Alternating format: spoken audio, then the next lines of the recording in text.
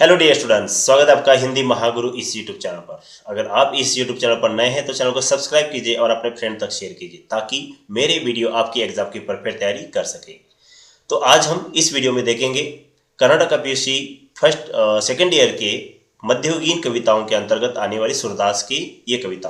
तो सूरदास के पदों का पहला भाग हमने देखा था जिसमें हमने चर्चा की थी सूरदास का जीवन परिचय, साथ ही साथ सूरदास ने लिखे हुए दो पदों के ऊपर हमने डिस्कशन किया था। तो इस वीडियो की शुरुआत करने के पहले वो दो जो पद थे उसके ऊपर थोड़ा सा हल्का सा डिस्कशन करके हम क्या करेंगे, तीसरे पद और उसके ऊपर इस कविता के ऊपर पूछे गए सवालों के ऊपर हम क्या करेंगे, चर्चा करेंगे। तो बिना देरी के स्टार्ट करते हैं आज का वीडियो। सूरदास के पद। उद्धव हम आजू भई बड़वागी, जिन अखियन तुम श्याम बिलोके ते अखिया हम लागी। जैसे सुमन बास ले आवत पवन मधुप अनुरागी, अति आनंद होत है तैसे अंग अंग सुख रागी। जो दर्पण में दरस देखियत दृष्टि परम रुचि लागी, तैसे सूर मिले हरि हमको बिरह बिता तन त्यागी। यहाँ पर जब उद्धव श्री कृष्ण को मथुरा से मिलकर गोकुल वापस आते हैं और गोकुल वापस आने के बाद उद्धव को देखकर गोपियां या फिर राधा यहाँ पर उद्धव को सवाल पूछ रही है कि हे उद्धव, आज हम अपने आप को बहुत ही भाग्यशाली समझती है क्योंकि आपने जिन आंखों से कृष्ण के दर्शन किए थे उन्हीं आंखों में हम क्या करें, कृष्ण के रूप को या फिर कृष्ण की छवि को देख रहे हैं। ये वे आंखें हमें प्राप्त हो गई है। तो आपने ऐसा काम किया है जैसे एक हवा क्या करती है कि फूल की खुशबू को भंवरे के पास लेकर आती है और भंवरा उस खुशबू के माध्यम से क्या करता है, अपने फूल तक पहुंचता है। ठीक उसी प्रकार से है उद्धव, आप हवा के समान हो। आपने हमें कृष्ण के दर्शन के यहाँ पर कराए, इसलिए हमें बहुत ही आनंद हो रहा है। और ये आनंद बस हमारे शरीर के हर एक अंग से सुख की हमें क्या हो रही है, अनुभूति हो रही है। तो जो दर्पण में दरस देखिए दृष्टि परम रुचि लागी, तो आपकी दर्पण में अपनी दृष्टि या फिर दर्पण में अपने चेहरे को, अपने रूप को देखने के बाद जैसे हमें क्या होती है, खुशी होती है, वैसे ही आपकी आंखों में हम कृष्ण के दर्शन पाकर बहुत ही खुश लग रहे हैं। तो ऐसे हरि हमें मिले हैं और आपके द्वारा हमें हरि मिले और हरि मिलने के कारण क्या हो गए, हमारी व्यथा जो थी, हमारी बिछड़ने के कारण, कृष्ण के बिछड़ने के कारण हृदय में एक प्रकार की जो बेचैनी थी वो आज क्या हो गई, दूर हो गई। तो ये वाली बात इसमें कही थी। जमुना तट देखे नंद नंदन, मोर मुकुट मकराकत कुंडल, पीत बसंतन चंदन, लोचन तृप्त भय दर्शन तय, उर की तपनी बुझानी, प्रेम मगन तब भई सुंदरी, उर गदगद मुख बानी।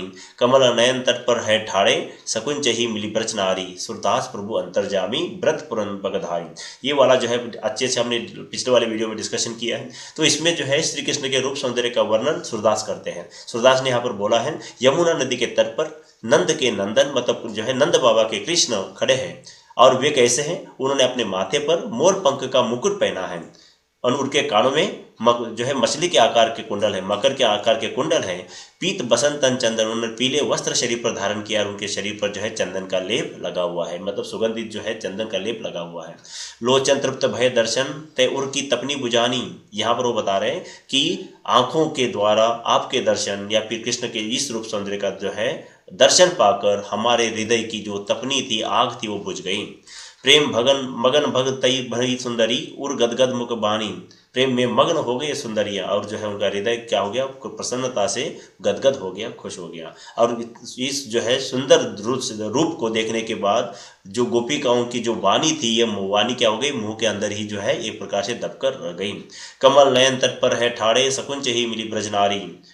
कमल नयन, कमल के समान नयन वाले कृष्ण तट पर, यमुना नदी के तट पर है और ये गोपियां उनको मिलना चाहती है, लेकिन मन ही मन में वो क्या करी, शर्मा कर आगे बढ़ नहीं रही है। ऐसे में सूरदास यहाँ पर बता रहे कि प्रभु कृष्ण अंतर्यामी हैं, उन्होंने गोपियों की बात को पहचान लिया, उनके मन की बात को समझ लिया और वे खुद उनको दर्शन देने के लिए आगे बढ़ते हैं। तो ये दो पद हमने देखे थे।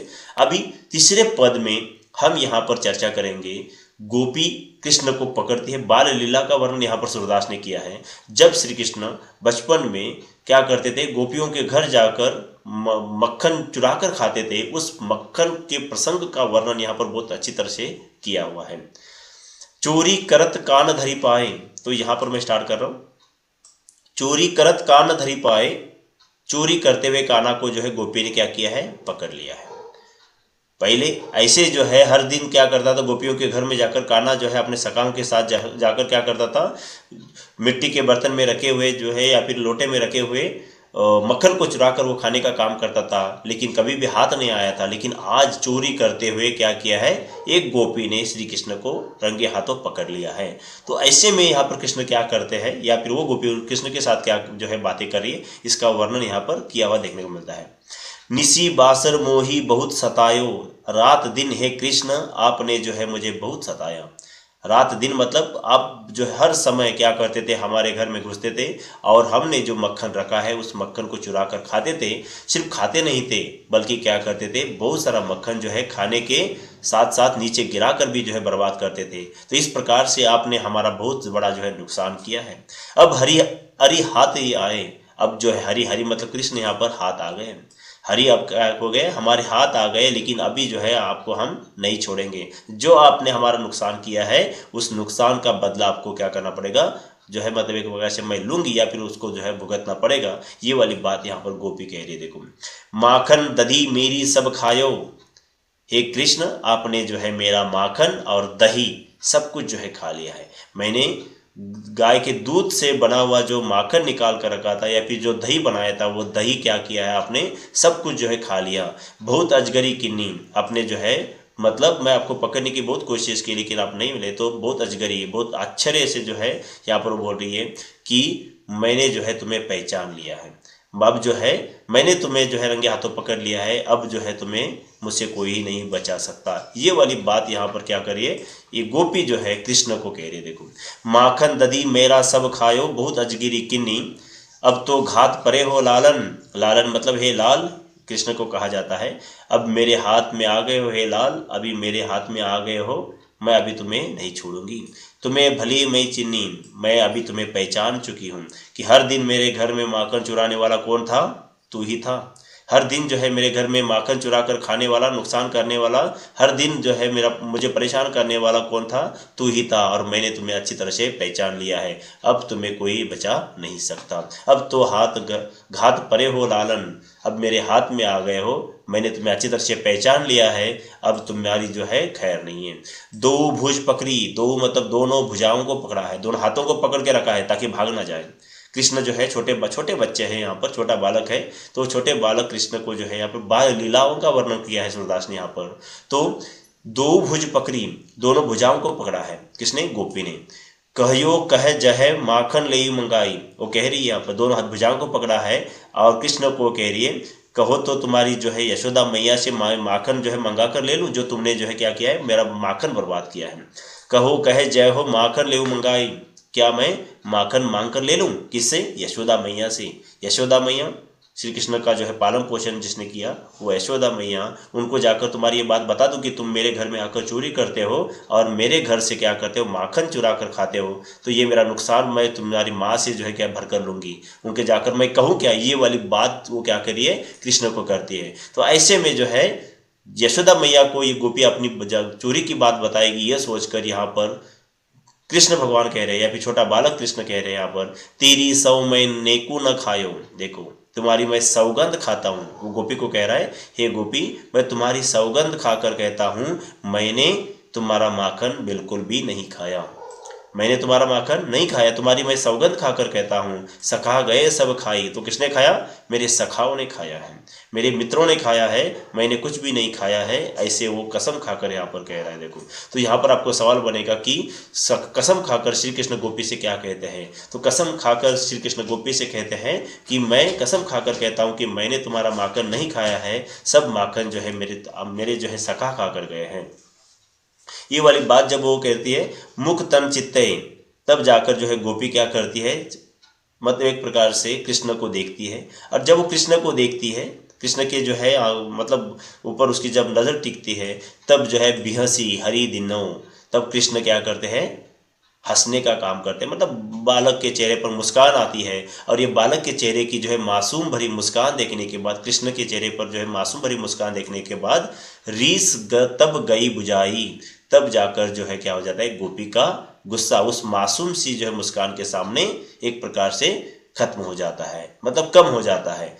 तो किस कारण से, जब वो कृष्ण को देखती है, कृष्ण की तरफ देखती है, कृष्ण जो है उसको देखकर जब उसके चेहरे पर बाल मुस्कान जैसे आती है, उस बाल मुस्कान को देखने के बाद यहाँ पर उस यशोदा का गुस्सा, या सॉरी उस जो है गोपी का गुस्सा क्या हो जाता है, शांत हो जाता है। लियो श्याम उर लाई ग्वालिनी सूरदास बलि जाई। तो यहाँ पर वो बता रहे हैं कि लियो श्याम मतलब कृष्ण को ऐसे गुस्सा जब शांत हो जाता है तब ये गोपी क्या करती है, कृष्ण को जो है अपने उर को लगा देती है। उर मतलब हृदय को लगा कर क्या करती है, ये जो ग्वालिनी है, ग्वाली मतलब ग्वाला की बीवी को ग्वालिनी कहते हैं। ग्वाला वो होता है जो गायों को चराने का काम करता है, तो गायों को चराने वाली की बीवी यहाँ पर के मासूम सी जो है मुस्कान देखने के बाद कृष्ण की, उनको क्या करती है, अपने गले से लगा देती है। और इस जो है श्री कृष्ण और गोपी का ये जो प्रेम है, ये प्रेम देखने के बाद यहाँ पर सूरदास उनके ऊपर क्या होते हैं, बलि जाते हैं। बलि जाना मतलब एक प्रकार से खुश होते हैं उनका दोनों का मिलन देखकर। तो इस प्रकार से यहाँ पर कौन कौन से सवाल पूछे जा सकते हैं मैं यहाँ पर बता दूं। किस चोरी करते हुए किनको पकड़ा गया, कृष्ण को पकड़ा गया। कृष्ण ने जो है रात दिन किनको परेशान किया, गोपी को परेशान किया। कैसे किया, तो माखन चुरा कर जो है वो खाते थे, नुकसान करते थे, वैसे जो है यहाँ पर परेशान किया। उसके बाद गोपी ने जो है दोनों हाथों को पकड़कर कृष्ण को क्या कहा है कि तुमने जो नुकसान किया है, क्या ये तुम्हारी मैं माँ यशोदा से जो है मांग कर ले लूँ, ये वाली बात उन्होंने कही है। श्री कृष्ण जो है किसकी कसम खाते हैं, गोपी की कसम खाते कर कहते हैं, क्या कहते हैं, ये वाली बात आती है कि मैंने तुम्हारा माखन नहीं खाया है, सब मेरे मित्र खा गए, ये वाली बात है।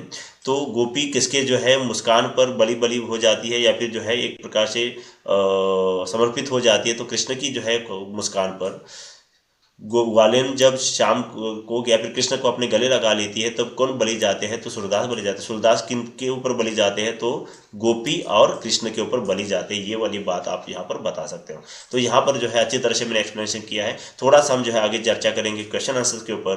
क्वेश्चन आंसर के माध्यम से हम क्या करेंगे, जानने का प्रयास करेंगे कि किस प्रकार से इसके आंसर होने चाहिए और किस प्रकार से जो है ये आंसर लिखे जाते हैं। अगर ये जो है इसी कविता का जो है अगर आपको सटीक और सरल जो है भाषा में लिखा हुआ आशय भी अगर आपको तैयारी करनी है, तो आप जो है इस वीडियो के नीचे डिस्क्रिप्शन में जाकर जो है लिंक दी है वहाँ पर क्लिक कर सकते हैं। साथ ही साथ www.hindimahaguru.in इस वेबसाइट पर भी जाकर आप क्या कर सकते हो, पढ़ने का काम कर सकते हो। तो बिना देरी के जो है क्वेश्चंस को यहाँ पर चर्चा करेंगे, उसके बाद इस वीडियो का हम क्या करेंगे, अंत करेंगे। अपने आपको कौन भाग्यशाली समझती है, तो गोपियाँ जो है अपने आप को भाग्यशाली समझती हैं। गोपिकाएं किसे संबोधित करते हुए बातें करी, उद्धव को संबोधित करते हुए बातें करी। उद्धव कौन है, श्री कृष्ण के सखा है। श्री कृष्ण ने कान में किस आकार के कुंडल पहने हैं, तो मकर के आकार के कुंडल या फिर मछली के आकार के कुंडल। वाणी कहाँ रह गई है, वाणी जो है मुंह में ही जो है दबकर रह गई है, किनके, गोपिकाओं के। कौन अंतर की बात जानने वाले, अंतर मतलब हृदय की बात जानने वाले हैं, तो कृष्ण जो है अंतर की बात जानने वाले हैं, हृदय की बात जानने वाले हैं। श्री कृष्ण के अनुसार किसने सब माखन खाया, सखाओं ने खाया है, उनके मित्रों ने खाया है। सूरदास किसकी शोभा पर बलि जाते हैं, लास्ट वाली लाइन में यहाँ पर दिया है, सूरदास जो है कृष्ण और गोपी की जो है शोभा पर बलि जाते हैं। तो ये सभी जो है आंसर हमने डिस्कशन किया यहाँ पर। इसके बाद जो है 2-2 या फिर 3-3 मार्क्स के लिए सवाल पूछे जाने वाले हैं, इनके ऊपर थोड़ा सा डिस्कशन करेंगे। गोपिकाएं अपने आप को भाग्यशाली क्यों समझती है, क्योंकि वे उद्धव की आंखों में श्री कृष्ण के दर्शन कर पा रही है। बहुत दिनों से जो है श्री कृष्ण के दर्शन नहीं हुए थे, क्योंकि गोकुल छोड़कर वे मथुरा चले गए थे, तब से कृष्ण के दर्शन उनको नहीं हुए थे। ऐसे में उद्धव उनको जब मिलकर आते हैं तब उद्धव की आंखों में वे कृष्ण की छवि देखते हैं, इसलिए अपने आप को जो है भाग्यशाली समझती हैं।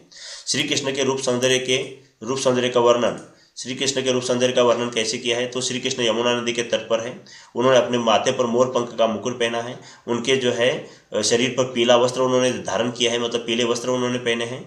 साथ ही साथ उनके कानों में जो है मकरा के कुंडल मतलब मछली के आकार के कुंडल हैं, और उनके शरीर पर जो है चंदन का लेप लगा हुआ है, जिसके जो है इस सौंदर्य को देखने के बाद गोपी का ये क्या हो रही है, एक प्रकार से उनके जो है इस सुंदरता के ऊपर सब एक प्रकार से बलि गई है, या फिर जो एक प्रकार से क्या हो गया, समर्पित हो गई। देखो, तो ये वाली बात यहाँ पर आप बता सकते हो। उसके बाद आगे उन्होंने बताया है, सूरदास ने माखन चोरी प्रसंग का किस प्रकार वर्णन किया है।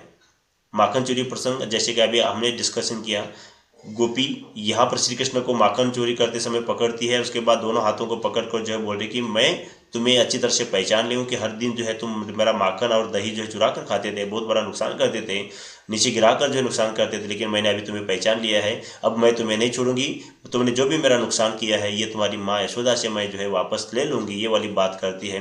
तो उसके बाद श्री कृष्ण जो है क्या होते हैं, इस गोपी के साथ जो है वो गोपी की कसम खाकर कहते हैं कि मैंने माखन नहीं खाया है, मेरे मित्रों ने ये क्या है माखन खाया है।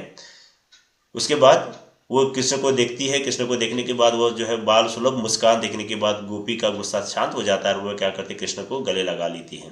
मतलब एक गुस्सा था, लेकिन वो गुस्सा जो है मतलब वो वाला गुस्सा नहीं जो बड़ों के प्रति होता है, छोटे बच्चे के ऊपर जो है माँ जैसे गुस्सा दिखाती है, ठीक उसी प्रकार का गुस्सा था। वैसा ही गुस्सा यहाँ पर जो है क्या गोपी ने उतार दिया है।